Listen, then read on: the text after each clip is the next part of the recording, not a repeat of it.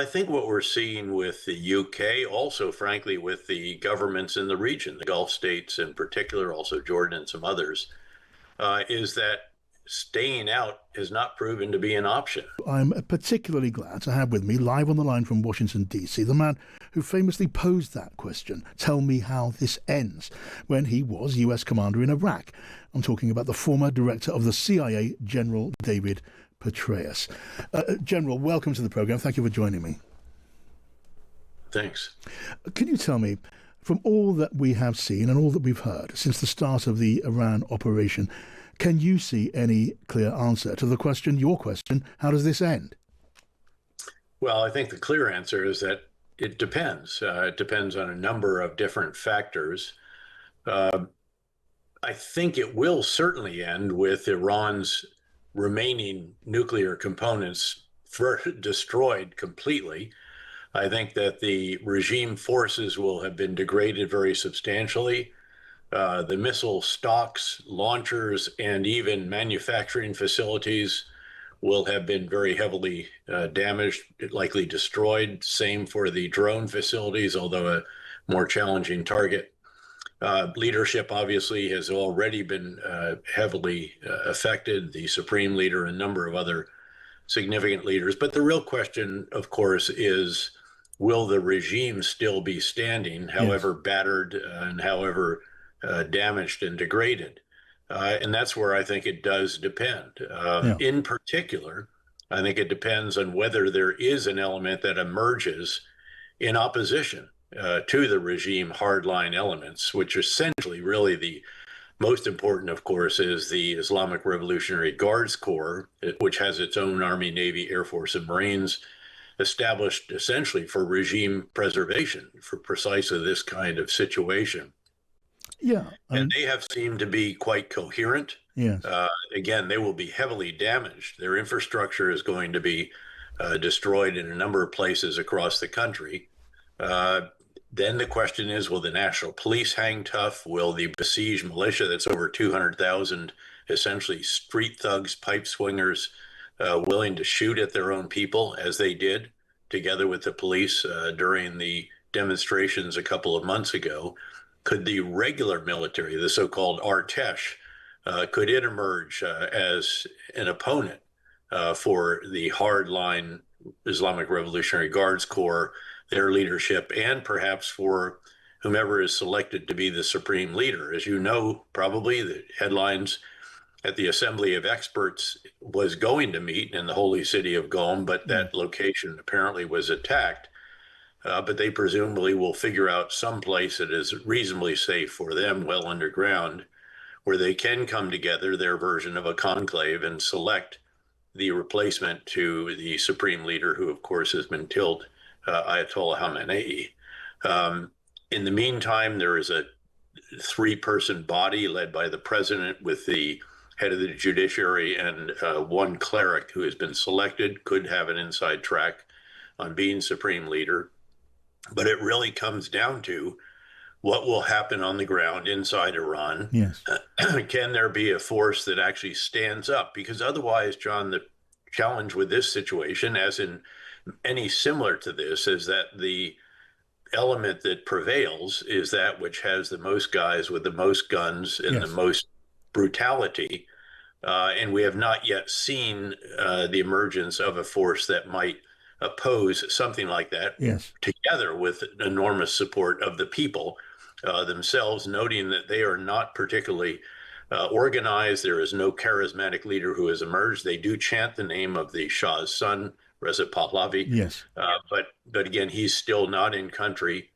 So that is the big question, and the answer to tell me how this ends, therefore, which of course was something I said in the presence of my embedded Washington Post reporter as I was watching the various assumptions who'd been given before invading Iraq. I was a two-star division commander of the Great 101st Airborne Division at the time. So the answer to that does depend, and that is the biggest question that is outstanding, because I think we will achieve most of our other objectives over the course of 2 to 4 weeks or so. Yeah, I mean, you have set out an enormous question, an enormous question mark among many, many unknowns from where we are at the moment. And not least, as you say, what kind of Iran will be left over when the war ends? What kind of regime will take over from the existing regime? We simply can't know that from where we sit. So tell me, General, if you were in your old job heading the CIA and speaking also as a senior army commander, could you imagine yourself advising striking Iran now with all of those questions simply impossible to answer? What will follow the war? What will it mean for the region? What will it mean for the global economy? Could you have said, yes, Mr. President, you have my recommendation to strike now? Well, first of all, let's remember that neither military leaders nor the CIA director, who does have the ability to conduct kinetic activity as well, they're the only two people at the Situation Room table who have that. In the case of the CIA, it's obviously covert action. Neither of them recommends to go or not to go to They conduct set war or out the not. risks and the factors, indeed. They give options for the president to achieve the objectives he has laid out, and they identify the risks, the pros, the cons of these different options. Yes. And in this case, I'm quite confident, certainly, that the military has not been given the mission to overthrow the regime. They can't do that. And the chairman of the Joint Chiefs would come back and say that, unless, again, you want to mount a massive invasion, noting Yes. that this country is many, many times the size Yes. of Iraq, much larger, Yeah. very challenging terrain, all the rest Yeah. of that. Well, So it's reported the Joint Chiefs chair did advise the White House in precisely that way, that there's no guarantee of military action leading to a change of regime. And that's just one of so many doubts. So speaking, if you like, with the greater freedom of having left those offices, was it sensible? Was it wise to take the action to strike now? Well, I think there was actually a degree of inevitability about this happening at some point in the months ahead. In fact, many of us had expected that the Israelis were definitely going to go in and damage further the missile program that they saw the Iranians attempting to reconstitute. Yes. That poses a very significant threat to them. We have seen that threat manifested. And Israel has changed its very national security orientation in the wake of the horrific attacks of 10/7, where they will no longer sit by and allow an enemy to build or rebuild his forces on their borders or even in the overall regime. And so I think this was quite likely inevitable within a month or two. And then I suspect that what happened is there were certain intelligence sources, understanding of pattern of life of senior leaders, all the rest of that. And it did not appear that Iran was going to be forthcoming at the negotiating table, regardless of what it is that came out of that from third countries that were involved. And so I think there was an opportunity to achieve a number of objectives, particularly with respect to the senior leaders. And Israel and the United States took that before Iran could make further preparations. Yes. But again, military and CIA don't advise to do or not to do. They advise the options. I'm still going to wear that hat, if you will. What is a question, John, is whether or not there are activities ongoing behind the scenes inside Iran in the way that Mossad carried out operations in the desert last time, establishing drone bases, which with exquisite intelligence enabled them to take out over a dozen nuclear scientists and a number of other leaders of security force elements. Yes. There is a report, I haven't seen confirmation, that Mossad may have been active in Iran over the period of darkness. But again, is there more than just their effort to augment the kinetic activities here? Is there some kind of effort to try to enable those that might be willing to Yes. break off from the hardline elements? Keep in mind that, of course, if you look at what this regime has done to Iran, it's pretty horrific. I mean, this is a country that has the #2 natural gas reserves in the world, the #3 crude oil reserves in the world. It should be an absolute enemy economic superpower with an educated population, a large domestic population as well. Yes. And instead, they have driven the economy into a ditch. They've established, again, poverty for the people and isolated internationally by their support to these murderous proxies who have killed and wounded so many thousands of Americans, Arabs, Israelis, and others, including a number of British soldiers in southern Iraq back when I was privileged to command Yes. Iraq during the surge at that time. So again, could there be an element that says, look, we have all these blessings, and what have we gotten for our effort to build nuclear weapons, to support proxies, and to battle against death to Israel and death to America? Yes.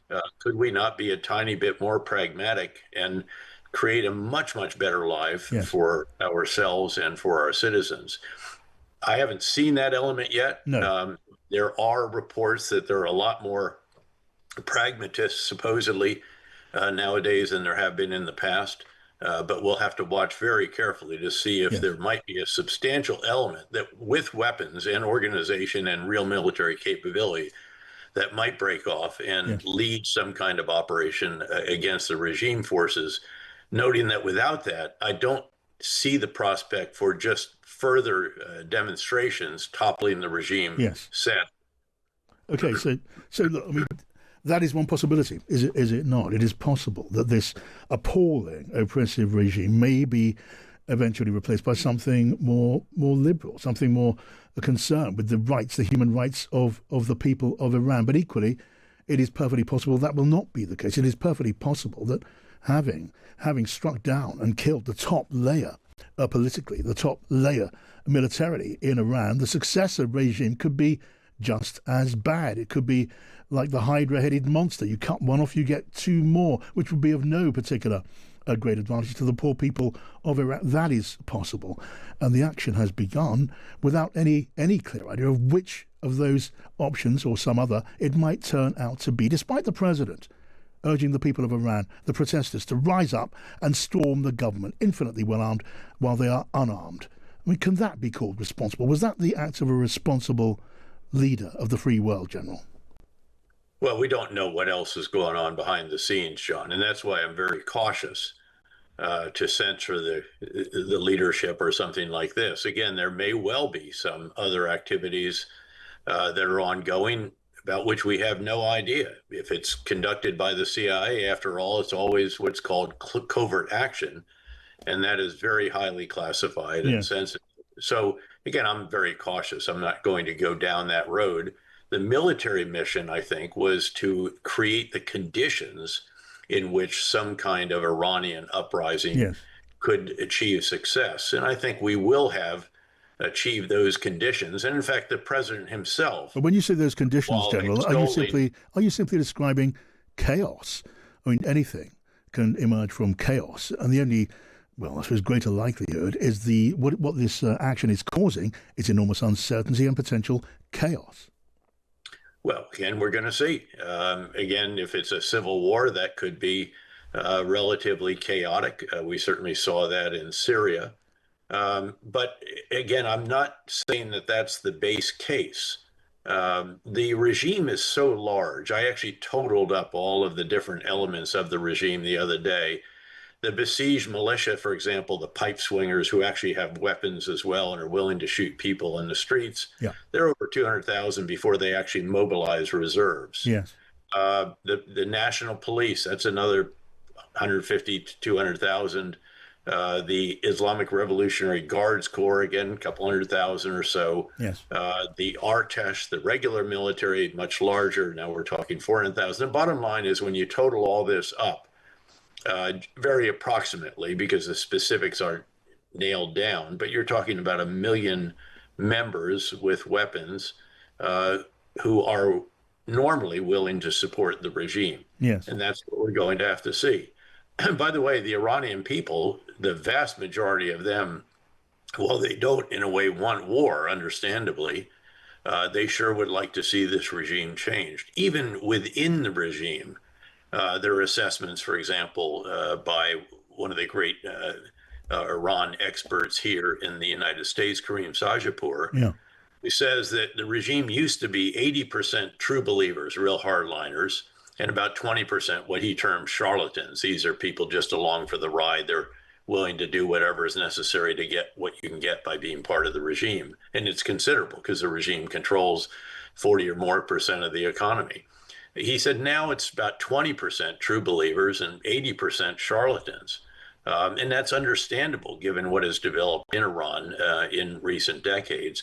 The question is, can one of those charlatans who might actually be pragmatic somehow break out of this Yes. and assume control or lead, be charismatic, not just the population, but a significant element of, say, the regular military, the Artesh, or even some of the other elements. And in that way, topple the regime and install someone who is more pragmatic. Perhaps the son of the Shah could play some role in this. His role so far has been a bit more symbolic. Yes. That people chant his name because it's essentially anything but the regime. Whether that would transpire, he has actually laid out a plan, very general to be sure. In fact, I met with him in Munich during the security conference a few weeks ago and discussed this with him. But it's not clear to me that he can go in and be the Ahmed Shah Massoud in the Panjshir Valley, to harken back to Afghanistan, the kind of individual who can help organize the Northern Alliance with which U.S. support was able to topple the Taliban, noting that Ahmed Shah Massoud tragically was assassinated just before that happened. Okay, there's much, General, I'm keen to get your view on, but let me just, as it were, interrupt myself with a piece of news which has now just come up. The Defence Department here in the UK has confirmed that Britain will send helicopters with counter-drone capabilities and the missile destroyer HMS Dragon to protect the military personnel at the base in Cyprus, RAF Akwesasne. I mean, your thoughts on that? I'm going to share the view, General, that I heard from Admiral Lord West, the former First Sea Lord of the Royal Navy, former security minister, who you will know very well. He thought it was all too possible that Britain could be drawn more deeply into this conflict. Do you, General, share that view? And, if I may, what are your thoughts on the reluctance of the British government and Keir Starmer, our Prime Minister, to fully support the initial American strike? Well, I think what we're seeing with the UK, also, frankly, with the governments in the region, the Gulf states in particular, also Jordan and some others, is that staying out has not proven to be an option. Iran, I think, very foolishly and wrongheadedly decided to strike not just American bases and perhaps diplomatic facilities and so forth, but they've been going after targets in the Gulf states, seaports, airports, oil and gas loading stations, civilian infrastructure, the Hotel Fairmont even, and so forth. And that has backfired on them. The Gulf states now really don't have a choice. They can't stay out. They weren't even allowing us to use their bases for the most part. Jordan was an exception. But now I think they will. And I think they will not only contribute to the defensive effort, but I think over time, they may decide actually to even enter the offensive effort, because the best defense against particularly drones and missiles is to destroy them while they're in the process of being brought out to be launched. So you believe Britain may be drawn?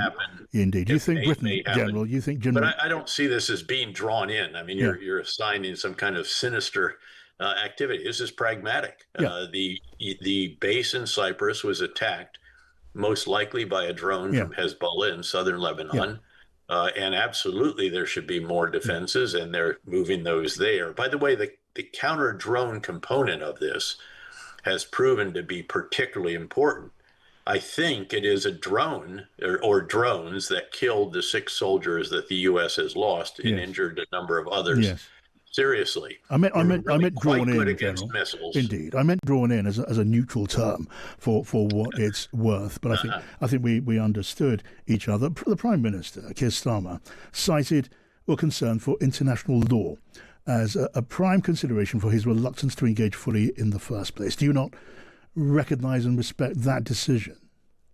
Well, what I think, actually, and I say this as someone who testified at the hearings that the UK held on the Iraq War. In fact, I insisted on testifying because I felt that I had some contributions to make, having commanded British soldiers as a 3-star and a 4-star. The 2-star tour was strictly Americans and Albanians.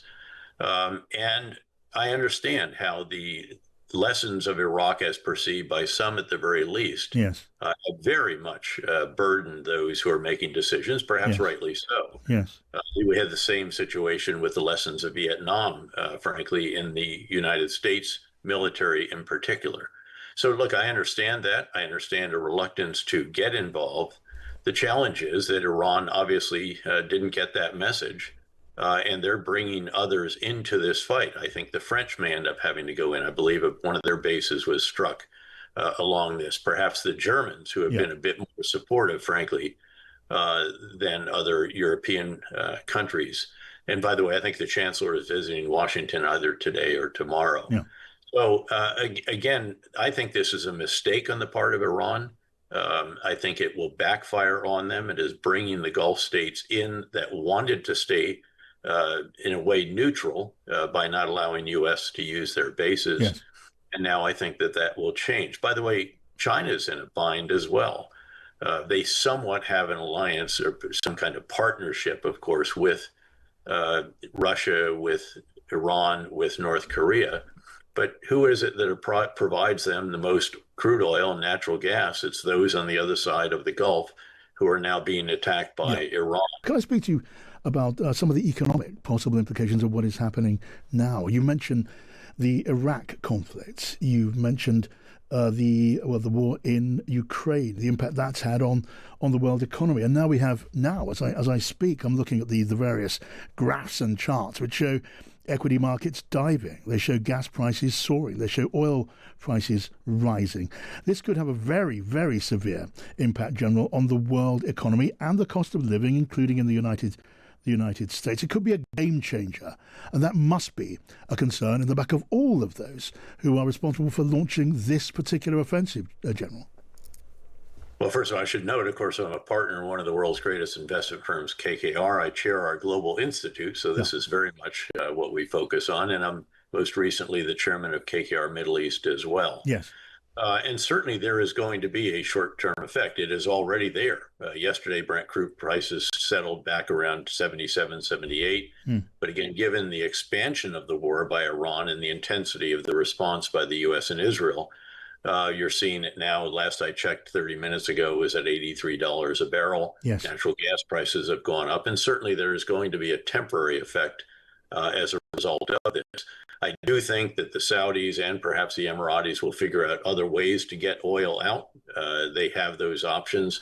But again, there's going to be a significant lack of oil coming out of the Gulf. 70% or so of the traffic was already down. Maersk is not going to go through the Strait of Hormuz or the Bab el-Mandeb, the strait over by Yemen, which feeds up into the Suez Canal, because the Houthis, the partners of Iran there, their proxy will create trouble also.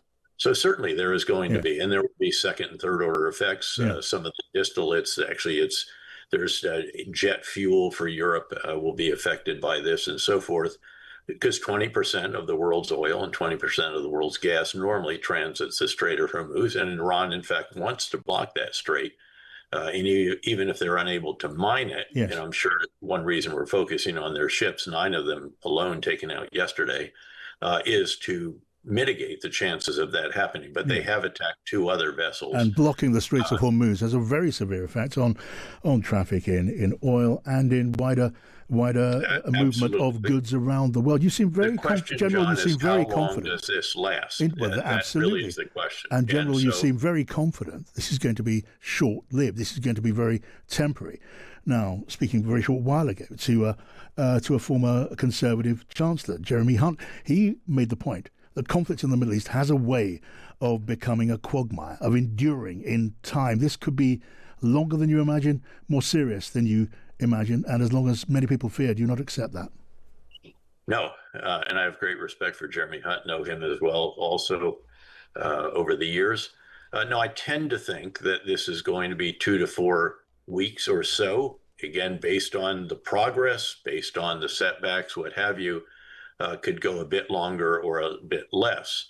But I think that over time, a number of factors will bring the U.S. and Israel to recognize that they've achieved the goals that they wanted with respect to the remnants of the nuclear program, the missile program, Yes. the drone assets, the naval assets, the Revolutionary Guards Corps. A number of the other targets of this will have been sufficiently degraded Yeah. that they can assess that they have achieved their objectives in that regard. And what of the protesters and what of the regime? Well, again, this is the question, as we've discussed earlier. Will there be some element? This is, sadly, I don't think that you can expect to see what happened in, say, the color revolutions in Eastern Europe or the former Soviet republics after the collapse of the Soviet Union and the fall of the Berlin Wall happen.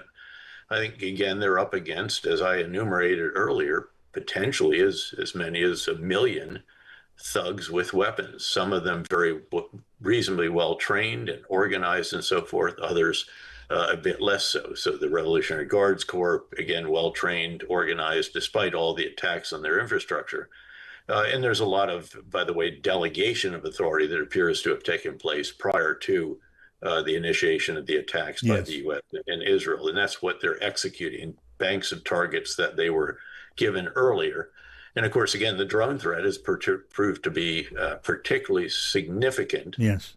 Although some countries, the UAE has performed very impressively. They not only have the Patriot and other missile defense systems, they also have a number of what are called SHORAD systems, short-range air defense, which are also much more economical. You don't want to shoot a $2 million interceptor to take down a $20,000 Shahed drone. Yeah. By the way, we all need to learn a lot from Ukraine on this, which is not only producing 7 million drones this year alone, a lot of those are drone interceptors, and they have actually done as well as any country in the world to deal with this threat. But lastly, General, indeed, and lastly, if I may, and again, thank you for joining me. In a word, the hope of a better future for the people of Iran is still maybe as much of a prayer as a firm prediction. It is a hope. It is a possibility, but it's also conceivable. I'm not sure it's the base case. I think that tragically, the base case may be that the regime survives, and survival, keep in mind, for the hardliners in the regime has often been seen as a victory. These are elements that celebrate their losses. And I fear that the base case may be that the regime somehow survives, bloodied, battered, degraded substantially, but still in control of the country, unless there is the emergence of some force that breaks away from the armed forces or whatever is of sufficient number and capability and arms, together with the people, can topple this regime that has driven Iran into a ditch economically, and as I mentioned earlier, isolation internationally. Okay, so Iran's still at the fork in the road between a rather dark and perhaps a more hopeful future. But now, General David Petraeus, former director of the CIA, grateful to you for joining me on the program this afternoon. Good to be with you, John. Thanks as always.